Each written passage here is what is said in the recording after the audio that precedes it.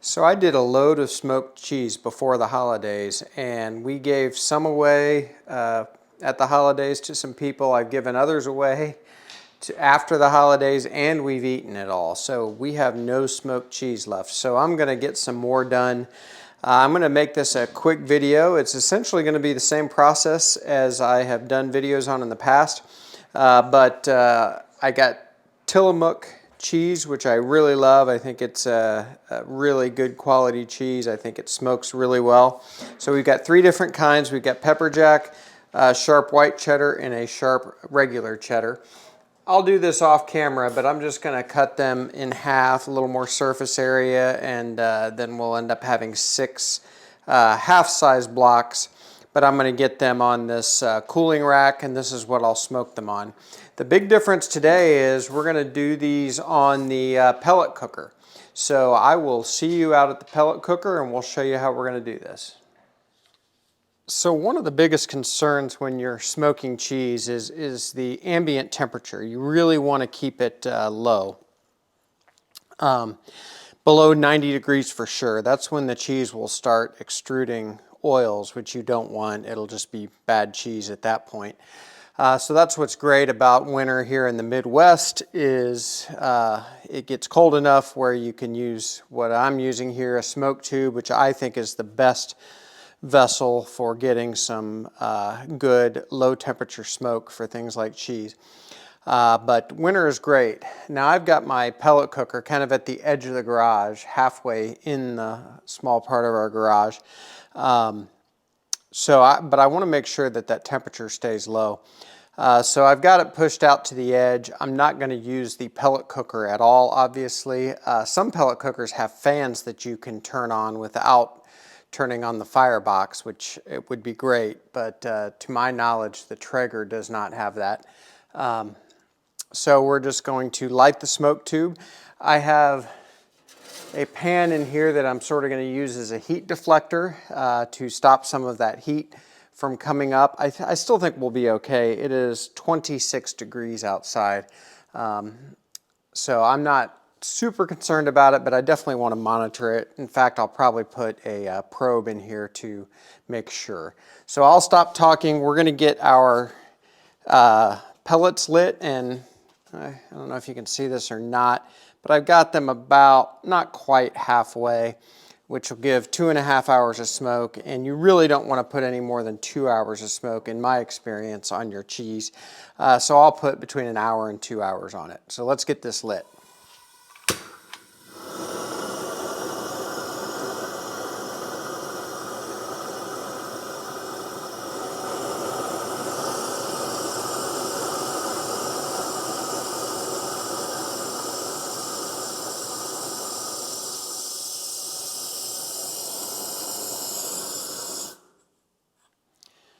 All right, so that's what we want, a flame that we end up having to burn out.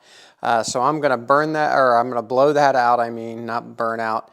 And then I'm going to set the tube down. And because I didn't think about this, I got my fire pretty close to that pan. It didn't really get hot, I'm sure. I am going to go ahead and switch that out for another pan. So here we go.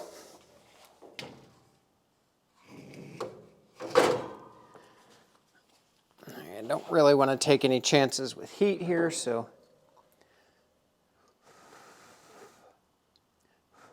yeah, that's burning, or it's going nicely.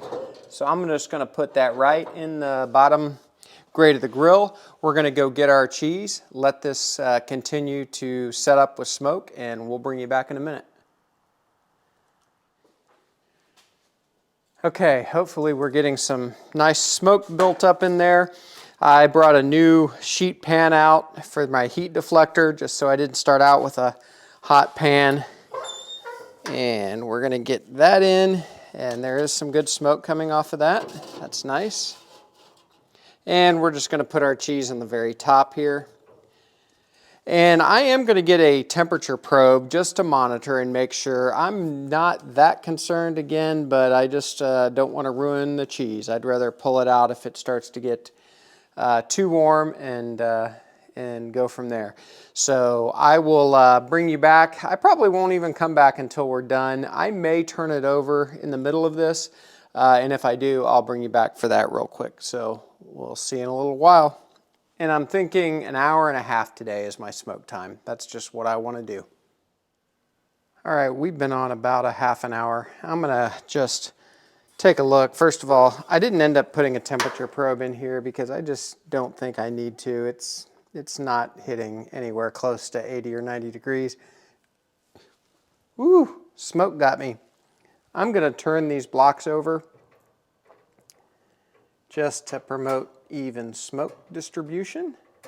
I may even put them on their sides before I'm done. Yeah, they don't feel oily at all, so I think we're good on temperature. So I'll come back in maybe a half hour. I may have you join me, I may not, we'll see. But this smoke tube's amazing at cold smoking, and you can do this in any vessel. I've done it a lot in the offset. The pellet cooker is working fine. You just got to watch those temperatures. You could do this in a cardboard box, quite frankly. So air vent at the bottom, air vent at the top, smoke tube on something that's not going to catch anything on fire, and you can smoke your cheese in an Amazon box if you want to. So we'll bring you back. Thanks for joining. All right, we've been at this for about an hour and a half. Again, my upper limit on smoking cheese is about 2 hours, and so I'm going to be pulling these off. The smoke tube has run great. It's near the end now anyway. I have turned them on their end once. And by the way, before I forget to tell you, I'm using apple pellets. I really like fruit wood with smoking cheese. You can definitely over smoke cheese or use too potent of a smoke, and you don't want to do that. So I find fruit wood, especially apple, does really well. If I use something else like hickory or something like that, then I will only smoke the cheese for maybe an hour, just to be careful and not to over smoke it. So the next step, I'm going to take these inside and just let them rest on the countertop. Just let them relax for a little bit, and then I'll bring you back for the final segment of this video. So we'll see you probably 30 minutes to an hour. Okay, as you can tell, I've got my thumbnail done. Cheese rested for about 45 minutes, something like that. I could definitely let it rest longer, but I'm sort of ready to be done for the day. It looks great. I can never tell if the video will show the almost orangey color that the smoke gives the cheese. I can definitely see a difference as I look at this. Looks really good. So the hardest part about making smoked cheese is the fact that you got to let it rest. So this is going to go into the refrigerator. What I usually do is I wrap it individually in like butcher paper for a day. I'm not even going to do that this time. I'm just going to wrap it in its bag that I'm going to use to hold it for the next 2 to 3 weeks, because you got to give it that much time. The smoke flavor on there would be pretty acrid if you cut it into it right now. It wouldn't be enjoyable. You got to let it mellow out. It penetrates a little bit. I'm actually not convinced it penetrates that much. The smoke flavor you get is from the outside of the cheese more than the inside of the cheese, my opinion. But you definitely got to let it rest for a couple of weeks, at least 3 to 4 weeks, even better, and it just gets better with age. So here's what I'm going to do. I'll move this cutting board out of the way. I've got this Zwilling zip top bag, and I'm going to put a link to this whole system in the description. For the money, it is a great little vacuum sealer.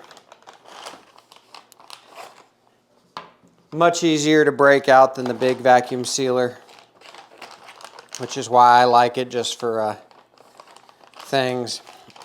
quick things that I'm just going to throw in the fridge. It works really well. So you just take the bag and you do the Ziploc like that, and then you use the little Zwilling machine here, put it on the spot on the bag, and just press the button, and it will slowly suck the air out. Actually, I have that one block of cheese that's in a bad spot for it, so let me move that real fast. I wanted to try to keep these cheeses a little separated, but it's not that big of a deal. So there we go. Now we'll use this.